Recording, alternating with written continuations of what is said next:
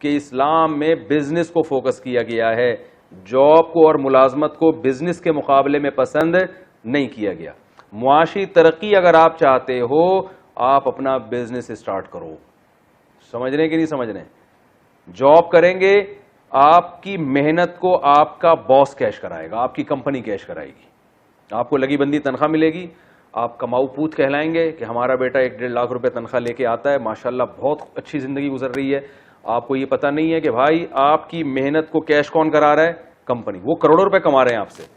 تو جب تک کوئی بڑا ہدف سامنے نہ ہو, کسی کا کوئی ویژن ہو, اس ویژن کا حصہ بننے کے لیے آپ جاب کرتے ہیں, پھر تو ٹھیک ہے. جیسے دینی مدارس, ایک ان کا ویژن ہے دین کو دنیا میں غالب کرنا, تو وہاں جو اساتذہ ملازمت کر رہے ہیں وہ تو اس بڑے ویژن کی تکمیل کے لیے ملازمت کر رہے ہیں, وہ ٹھیک ہے.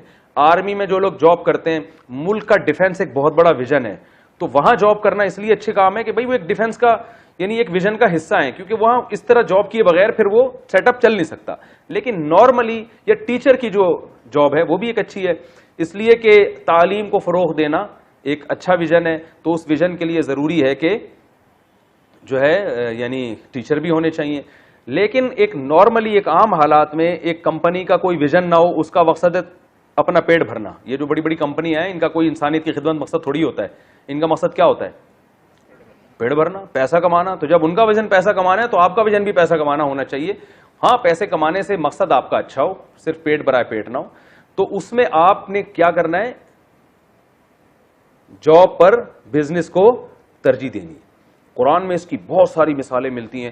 قرآن جہاں بھی اللہ کے فضل کی بات کرتا ہے تو بزنس کی بات کرتا ہے. اللہ فرماتے ہیں سمندر کو مسخر کیا تاکہ تم اللہ کی روزی تلاش کرو. تو صحابہ بزنس کرتے تھے, سمندر کے سفر میں مال لے کے جاتے تھے, مال لے کے آتے تھے. اللہ نے قرآن میں کیا فرمایا صحابہ کو کہ تم جب تہجد پڑھتے ہو تو ساری رات پڑھنا مشکل ہے تمہارے لیے, کیونکہ دن میں تم نے جہاد بھی کرنا ہے, یضربون فی الارض مزاربت بھی کرنی ہے. تو مزاربت بھی بزنس ہے. تو کمانے کا جہاں قرآن میں تذکرہ آتا ہے بزنس بزنس, تجارت تجارت. چونکہ یہ میرا ابھی ٹاپک نہیں ہے, اس پر میں IBI یونیورسٹی میں طلبہ سے میں نے خطاب کیا تھا, ان کو میں نے بھی سمجھایا تھا کہ جو بزنس ہے نا اسلام میں اس کی کیا ویلیو, اور میں نے ان کو یہ بات بھی بتائی تھی کہ بزنس پڑھنے والا دنیا میں بزنس کے علاوہ ہر کام کر سکتا ہے. آئی بات سمجھ میں؟ جو بزنس پڑھتے ہیں نا باقاعدہ, وہ دنیا میں بزنس کے علاوہ ہر کام. جو بزنس پڑھتے ہیں وہ کسی کمپنی میں جاب تو کر لیتے ہیں, مینیجر بن جائیں گے, لیکن خود بزنس نہیں چلا سکتے. تو بزنس چلانے کے لیے بزنس کو پڑھنا کی ضرورت نہیں ہے, بزنس کرنا ضروری ہے. میں نے ایسے ایسے کچرا چننے والے دیکھے ہیں کہ انہوں نے کچرے سے چیز اٹھا اٹھا کے بیچنا شروع کی اور آج کروڑ پتی ہیں وہ. تو آپ کا دل میں دولت کی ہوس نہیں ہونی چاہیے, لیکن اس نیت سے کہ آپ عزت کے ساتھ زندگی گزاریں, مسلمان قوم ترقی کرے. آج دیکھو یہودیوں نے سارے بزنس پہ قبضہ کر لیا, ترقی کر لی انہوں نے. ہم کماؤ پوت بنے ہوئے ہیں, دفتروں میں جاتے ہیں صبح صبح ٹرائی وائی صحیح کر کے, آج باس کی چاپلوسی الگ کرنی پڑتی ہے, ٹھیک ہے نا, اور وہ لگی بندی تنخواہ دے رہا ہوتا ہے. جب اس کا دل چاہتا ہے اٹھا کے کک آؤٹ, چلو بھائی پتلی گلی سے نکلو, پھر جا کے اس کے پاؤں پکڑ رہے ہوتے ہیں سر. تو انسان, اللہ چاہتے ہیں کہ انسان اللہ کا محتاج ہے. مجبوری میں ایک الگ بات ہے, لیکن ترجیح اس کو دینی چاہیے بزنس کو. تو اللہ نے فرمایا کہ اللہ نے قریشیوں پر احسان کیا کہ ان کو کیا کیا, ان کو بزنس میں 2 سفر ان کے لیے کیا کر دیے آسان. تو دوسرا علمی نقطہ کیا پتہ چلتا ہے کہ بزنس بھوک ختم کرنے کا بہترین ذریعہ ہے, کیونکہ اللہ نے جب قریش کی غربت ختم کرنے کا ارادہ کیا تو بزنس کی طرف ان کو لگا دیا.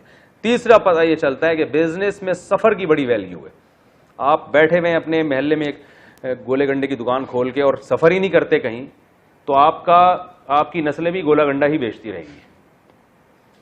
سفر سے انسان کا دماغ کیا ہوتا ہے, کھلتا ہے. اسے پتہ چلتا ہے گولے گنڈے کے علاوہ بھی دنیا میں بہت ساری چیزیں ہیں, ٹھیک ہے نا. تو میرے تو اب دنیا میں سفر ہوتے ہیں تو بڑے بڑے کروڑ پتی تاجروں سے ملتا ہوں, حالانکہ انگوٹھا چھاپ ہوتے آتا کچھ بھی نہیں ہے. وہ بزنس میں اتنا آگے کیوں نکل گئے, انہوں نے دنیا میں سفر کیا. انہوں نے کہا یار اپنے ڈڑبے سے باہر آؤ, دیکھو فلاں ملک میں کیا. ہمارے ایک دوست ہیں وہ سفر کرتے ہیں, وہ کہہ رہے ہیں میرے جہاز کا آدھا کرایہ تو ایسے ہی نکل جاتا ہے, مجھے تجربہ اتنا ہو گیا. میں بنگلہ دیش جاتا ہوں تو بنگلہ دیش جانے سے پہلے دیکھتا ہوں وہاں کیا پروڈکٹ زیادہ بکتی ہے, تو یہاں سے وہ اٹھا کے لے گیا. جتنی حکومت اجازت دیتی ہے, کسٹم والے اجازت دیتے ہیں, وہ اٹھا کے لے گئے وہاں پہ. تو وہاں جب لے گئے تو وہ کچھ بیچ دیا. وہاں سے جب واپس آ رہے ہیں تو دیکھا یہاں کیا مہنگا ہے اور وہاں سستا ہے, تو وہاں سے سستی چیز اٹھا کے بیگ میں اپنے ساتھ یہاں لیا, یہاں بیچ دی. کہہ رہے ہیں ایسے میں پلس مائنس کرتے رہتا ہوں. اور کسی کے کسٹم والے سے اچھے تعلقات ہوں ٹھیک ہے نا, تو پھر تو آپ کو پتا ہے کہ وہ اچھے ہونے نہیں چاہیے, لیکن ایک مثال دے رہا ہوں میں. تو وہ تو پھر آپ کو پتا ہے پیڑے کھا رہے ہوتے ہیں بیٹھ کے. تو سفر کا بھی اہمیت کا پتہ چلتا ہے کہ اللہ فرماتے ہیں یہ یمن کے کتنا دور ہے یمن اور کتنا دور ہے شام سعودی عرب سے. اللہ فرماتے ہیں تم سفر کرتے ہو, لیکن کرتے تھے سفر تو اس سے ان کی تجارت میں ترقی ہوتی تھی, زیتون لاتے تھے وہاں سے, انجیر لاتے تھے اور پتہ نہیں کیا کیا چیزیں لاتے تھے.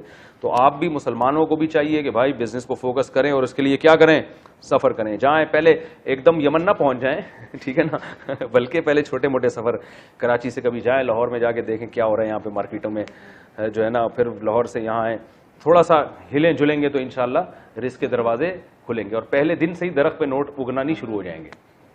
ٹھیک ہے نا, تو ساری پالیسی بنا